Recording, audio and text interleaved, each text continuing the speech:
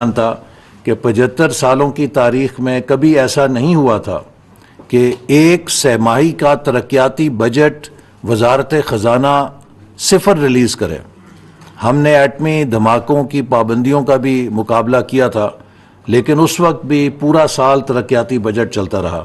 लेकिन 1 अप्रैल 2022 को इस हुकूमत के इक़्तिदार में आने से 10 रोज़ पहले वजारत ख़जाना ने आखिरी सहमाही की रिलीज़ करने से इनकार कर दिया था कि हमारे पास पैसे नहीं हैं, गोया कि ख़जाना खाली हो चुका था।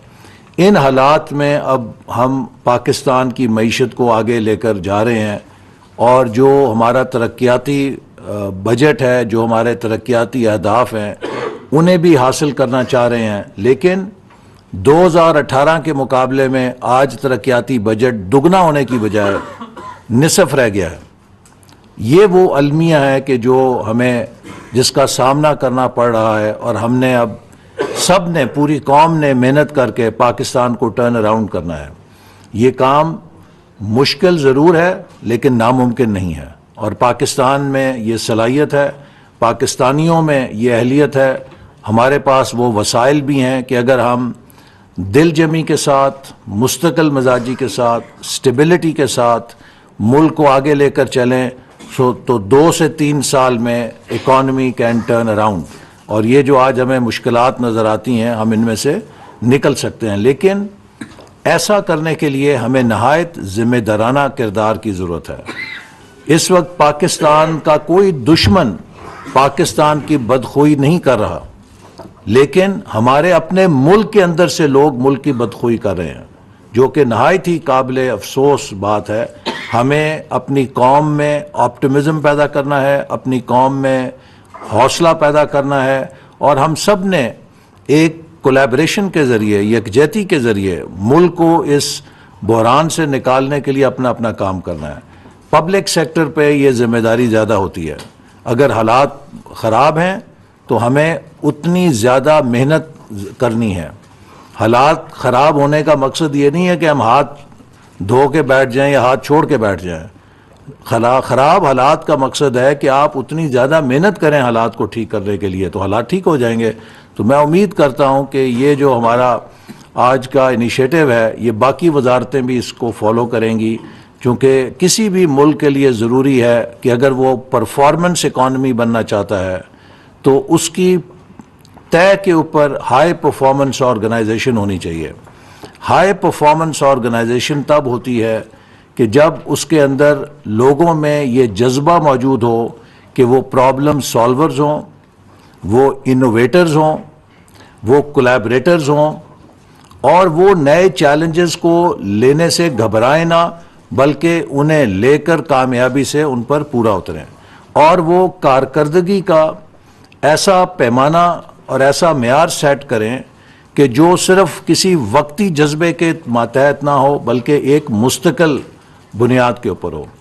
परफॉर्मेंस में जहाँ एक तरफ हमें वसाइल में इजाफा करना है, वहाँ पर हमें वसाइल के ज़िया को भी रोकना है।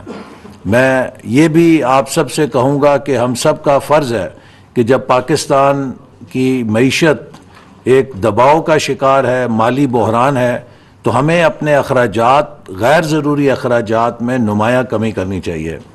हुकूमत ने तवानाई की जो कंजर्वेशन का फ़ैसला किया है, इसके ऊपर हमें कोशिश करनी चाहिए कि कम से कम बिजली का इस्तेमाल करें। जो गैर ज़रूरी बिजली है उसको उससे बंद रखें।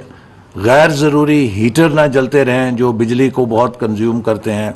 इसी तरह जो पेट्रोल की कंजम्पशन है उस पर ज़्यादा से ज़्यादा कट डाउन करें और अपनी प्रोडक्टिविटी और एफिशिएंसी बढ़ाएं। कम वसाइल के साथ ज़्यादा प्रोडक्टिव होने के लिए हम मेहनत करें, जुस्तजू करें, तो मैं समझता हूँ कि उससे हम अपने निज़ाम को बहुत बेहतर कर सकते हैं। साथ ही साथ मैं ये भी कहना चाहूँगा कि हमारी कोशिश यही नहीं है कि हम लोगों को अवार्ड दें, हम उन्हें ग्रो भी करना चाहते हैं।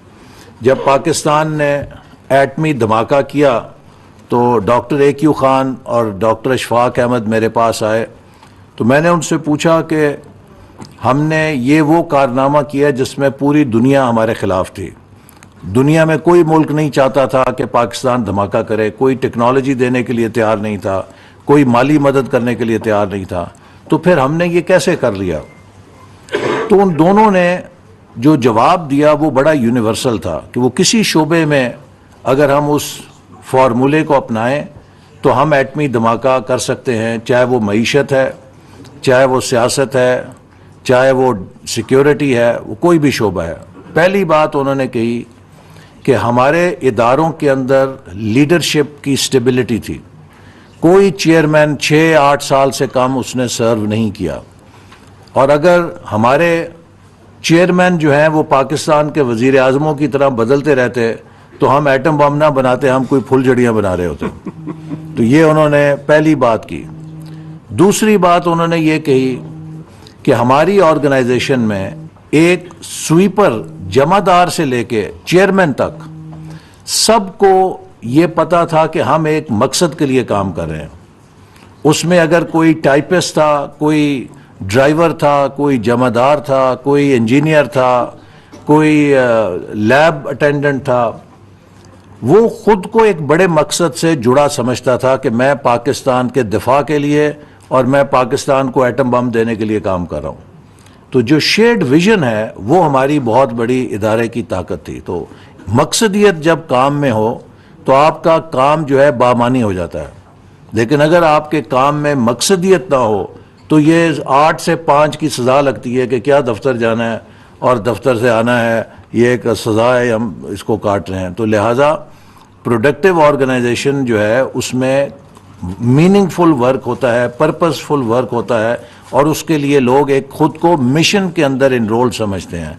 वो ये नहीं समझते कि हमने कोई 8 to 5 जॉब करनी है, वो समझते हैं कि we are part of a mission. और प्लानिंग एंड डेवलपमेंट से बड़ा मिशन क्या हो सकता है कि हम सब जो है पाकिस्तान के मुस्तकबिल की तरक्की से जुड़े हुए हैं। तीसरी बात उन्होंने कही कि we were a merit based organisation, कि हमने अपने इदारों में रिक्रूटमेंट, पोस्टिंग्स, प्रमोशंस और ट्रांसफर्स, इसमें सिफारिश को नहीं आने दिया और मेरिट के ऊपर किया। लिहाजा we were merit based organisation. अगर हम भी सिफारिशों पे चलते तो शायद हम अपना मकसद हासिल ना कर सकते।